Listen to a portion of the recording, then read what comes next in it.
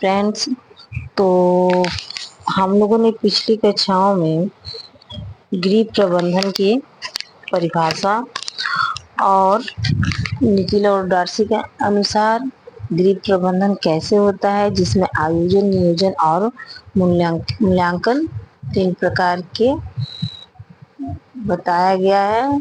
तो जिसमें हम लोगों ने आयोजन को पढ़ा और नियंत्रण को और मूल्यांकन के बारे में हम लोग को पढ़ना है कि देखिए, ये गृह प्रबंधन का जो मूल्यांकन है वो एक इम्पोर्टेंट चरण है और अंतिम चरण है। तो चलिए अब हम लोग समझते हैं कि मूल्यांकन क्या है और यह चरण किस प्रकार से गृह प्रबंधन में कार्य करता है। तो देखिए कि मूल्यांकन जो है वो गृह प्रबंधन के क्या है।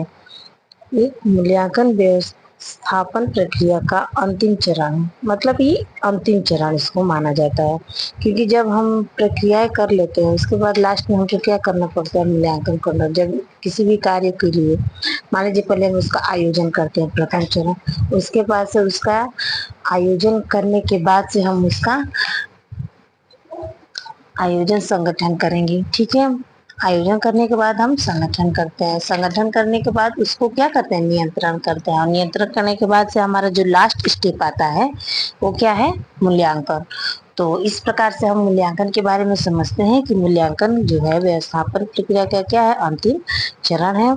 और मूल्यांकन प्रक्रिया के द्वारा ही कोई योजना कितनी सफल हुई है या कितनी असफल हुई है, जो योजनाएं हम बना रहे हैं वो कितनी सफल है और कितनी असफल है, सफलता के कारण, असफलता के कारण क्या था, योजना की विशेषताएं एवं कमियों की को जानना, मतलब सफलता के क्या कारण है और जो योजना बनाए हैं अगर वो असफल हो चुका है तो उसका क्या कारण है, इसको जानने के लिए मूल्यांकन किया जाता है।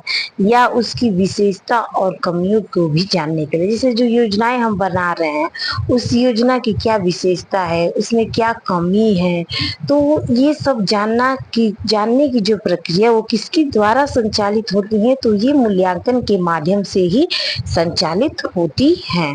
तो देखिए आप लोग यहाँ पे समझिए कि जो, और यही जांचने की प्रक्रिया ही मूल्यांकन कहलाती है। मतलब जो ये प्रक्रिया है ये क्या है, अंतिम चरण है। और यह योजना जो है वो जो अंतिम चरण है, और यह योजना जो होती है कितनी सफल हुई, कितनी असफल हुई, असफलता के कारण क्या है, असफलता के कारण क्या है। ठीक है, योजना की विशेषताओं, कमियों को जानना। ठीक है, इस प्रकार से जांचने की प्रक्रिया ये मूल्यांकन कहलाती है। मतलब जो जांचने की प्रक्रिया हम करते हैं अपनी योजनाओं के बारे में, अपने संगठन के बारे में, अपने स्कीम्स के बारे में, अपने प्रोग्राम के बारे में, तो ये क्या कहलाती है, यही आपका मूल्यांकन कहलाती है। तो किसी भी कार्य को करने के लिए मूल्यांकन जो होता है वो विशेष स्टेप होती है, और मूल्यांकन के ही माध्यम से हम उसके बारे में हर जानकारी को ग्रहण कर पाते हैं। तो अब देखिए, अब हम पढ़ते हैं मूल्यांकन के प्रकार।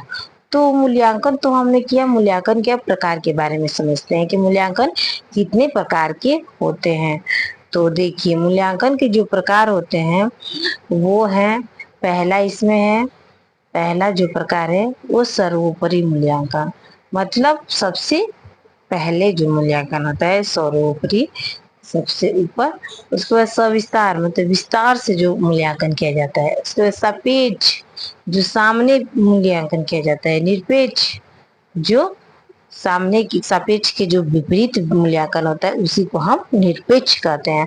औपचारिक, मतलब फॉर्मल, औपचारिक रूप से हम जो मूल्यांकन करते हैं, मतलब हर चीज समय के अनुसार, आपके पैसे कितना लगा, जगह के अनुसार, मतलब वो औपचारिक मूल्यांकन कहलाएगा। अनौपचारिक, जैसे अनौपचारिक में कोई पाबंदी नहीं रहती है, औपचारिक का क्या होता है, विलोम होता है अनौपचारिक। तो इसके अपोजिट ये अनौपचारिक हो जाए, फिर निरौपचारिक, और इसको फॉर्मेटिव भी कहते हैं।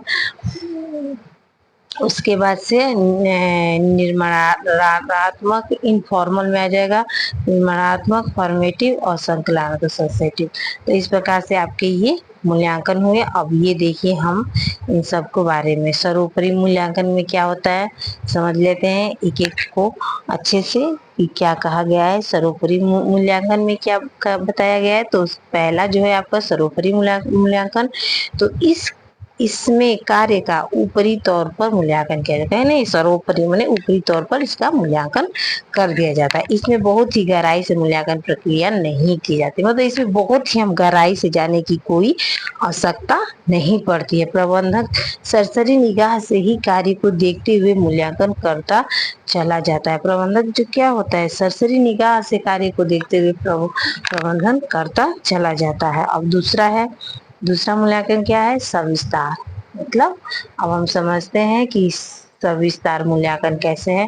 तो जो दूसरा है सविस्तार मूल्यांकन, तो इसमें देखिए इसमें कार्य के प्रत्येक चरण में मूल्यांकन बहुत ही बारीकी से मूल्यांकन का कार्य किया जाता है। मतलब इस सविस्तार मूल्यांकन में पूरा विस्तार पूर्वक सरसरी निगाह से जो आपके इसमें कार्य के प्रत्येक चरण में, मतलब प्रत्येक चरण में बहुत ही बारीकी से मूल्यांकन किया जाता है। कार्य में सुधार लाने के लिए इस प्रकार के मूल्यांकन का प्रयोग किया जाता है ताकि जिस चरण में कमी हो उसे जाना जा सके, सुधार किया जा सके। मतलब जिस चरण में कमी हो उसके बारे में मान लीजिए आप स्टेप बाय स्टेप ध्यान पूर्वक सरसरी निगाह से और एक एक चरण को अच्छे से अगर आप मूल्यांकन करेंगे तो जाहिर सी बात है कि आप क्या करेंगे, आप हर एक कार्य को अच्छे से जानेंगे और कमी को भी देख पाएंगे और उसमें सुधार का कार्य भी किया जा सकता है।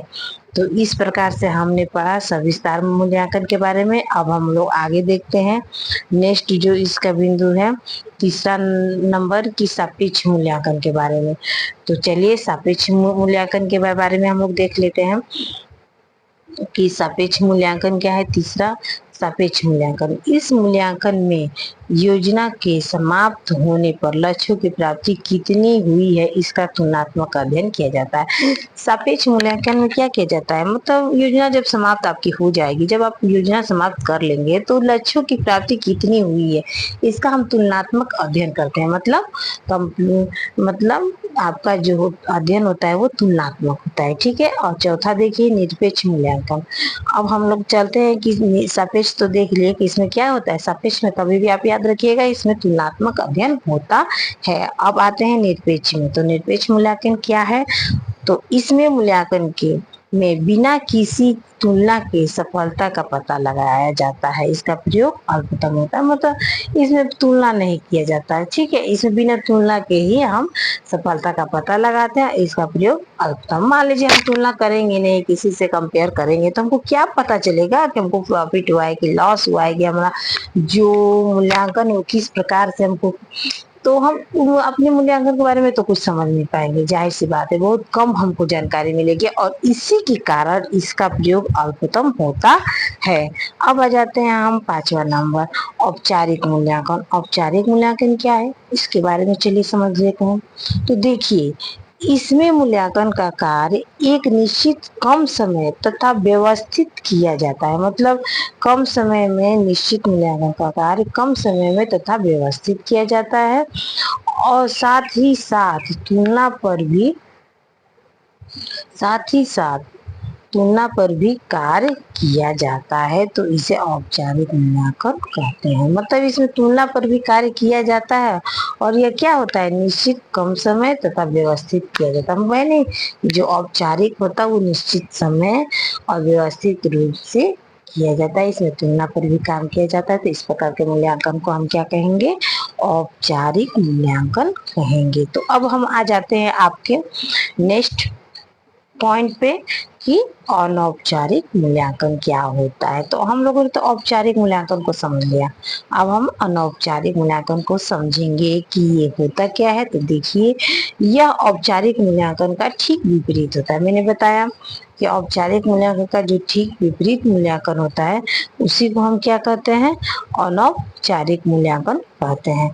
तो देखिए यह इसमें क्रम का समय एवं व्यवस्थित ढंग की आवश्यकता नहीं होती। मैंने अनौपचारिक में कोई फिक्स आपका समय और व्यवस्थित ढंग की आवश्यकता नहीं है, ठीक है, ये फिक्स नहीं होता है। और औपचारिक में समय और स्थान फिक्स होता है। तो हम लोगों ने देखिए जो औपचारिक होता है उसमें क्या होता है, समय और स्थान फिक्स होता है। देखिए अनौपचारिक जो होता है मूल्यांकन, उसमें समय और स्थान फिक्स नहीं होता है। तो अब देखिए, अब हम लोग आ जाते हैं किसमें, निर्माणात्मक मूल्यांकन के बारे में समझ लेते हैं। नेक्स्ट जो आपका पॉइंट है तो वो निर्माणात्मक मूल्यांकन होता है। तो इसके बारे में समझते हैं कि योजना के बीच बीच में लगातार मूल्यांकन करना निर्माणात्मक मूल्यांकन कहते हैं। योजना के बीच बीच में जब हम लगातार मूल्यांकन करने लगते हैं तो यह मूल्यांकन क्या कहलाता है, निर्माणात्मक मूल्यांकन कहलाता है। यह बच्चों के विकास के लिए मूल्यांकन को आंकने का अच्छा तरीका है। मतलब बच्चों का अगर हमको विकास को आंकना है तो उसके लिए सबसे अच्छा जो मूल्यांकन है वो कौन सा है, तो वो निर्माणात्मक मूल्यांकन है। तो अब देखिए, अब हम लोग निर्माणात्मक मूल्यांकन को तो समझ लिए, ठीक है। अब हम लोग चलते हैं संकल्पनात्मक मूल्यांकन के बारे में। जो आपका हमारा लास्ट जो पॉइंट है उसके बारे में समझते हैं, संकल्पनात्मक मूल्यांकन। तो जो संकल्पनात्मक मूल्यांकन होता है, इस प्रकार के मूल्यांकन में योजना के समाप्त होने पर मूल्यांकन का कार्य किया जाता है और यह निर्माणात्मक मूल्यांकन से कम उपयुक्त माना जाता है। मतलब उसमें तो जो आपका कौन सा मूल्यांकन था,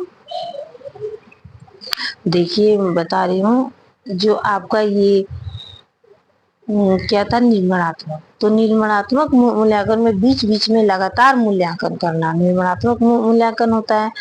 लेकिन अब जो आपका, और इसमें विकास का जो हम प्रत्येक चरण को अच्छे से अध्ययन करते हैं तो इस प्रकार का मूल्यांकन अच्छा माना ही जाएगा। लेकिन जो संकल्पनात्मक मूल्यांकन है, इस पे विशेष प्रकार, इस पे मूल्यांकन योजना समाप्त होने के बाद मूल्यांकन का कार्य, मान लीजिए योजना पूरी समाप्त हो गई, उसके बाद आप मूल्यांकन करेंगे तो अब उसमें तो आपको सुधार कर नहीं सकते। जो हमारा रिजल्ट होगा वही आप देख पाएंगे कि हाँ हमको क्या रिजल्ट प्राप्त हुआ है। बस आप उसको ₹100 कम हो तो ठीक है, अधिक हो तो ठीक है। लेकिन जो निर्माणात्मक, उसमें हम स्टेप बाय स्टेप जब उसका अध्ययन करते हैं तो हम जो हमारा जो रिजल्ट मिलता है ना वो 100% सही मिलता है, ठीक है। तो इस पे देखिए कि समाप्त होने पर किया जाता है और यह निर्माता मूल्यांकन से कम उपयुक्त, तो कम उपयुक्त माना ही जाएगा। जाहिर सी बात है कि हम बच्चे का विकास देखेंगे नहीं, डे पर क्या हो रहा है, हम डायरेक्ट उसका मंथली एक बार देख लिए, हाँ ये रिजल्ट आया, ठीक है। लेकिन जो निर्माणात्मक है उसमें डेली या वीकली हम उसका प्रोग्रेस को देखते हैं। तो इस प्रकार से हम देखिए मूल्यांकन के स्तर के बारे में समझ लेते हैं कि मूल्यांकन का जो स्तर है वो कौन कौन सा है। तो मूल्यांकन के जो स्तर हैं वो है, मूल्यांकन के स्तर जो 3 प्रकार के होते हैं। तो ये हम मूल्यांकन के स्तरों पर होता है आयोजन का मूल्यांकन, क्रियान्वयन का मूल्यांकन और परिणाम का मूल्यांकन। तो ये मूल्यांकन के स्तर हैं। तो मूल्यांकन के अब हम स्तर के बारे में नेक्स्ट टॉपिक पे पढ़ेंगे। तो धन्यवाद। प्लीज मेरे चैनल को सब्सक्राइब जरूर कीजिए क्योंकि आपका एक सब्सक्राइबर मुझे बहुत सपोर्ट करता है, बहुत मायने रखता है। तो धन्यवाद।